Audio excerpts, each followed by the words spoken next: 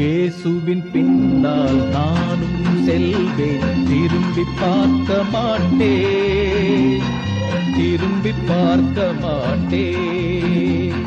சிலுவையை முன்னா, உலகமே பின்னா, இயேசு சிந்திய குருதியினாலே விடுதலை அடைந்தேனே. அச்சமுமில்லை, அதிர்ச்சியுமில்லை அடியேன் உள்ளத்திலே. ஆண்டவன் இயேசு அடைக்கலமன்றோ, ஆதலின் குறையில்லை. ஆண்டவன் முன்னா, அகிலமே பின்னா. அன்பர் இயேசுவின் வார்த்தையினாலே விடுதலை அடைந்தேனே.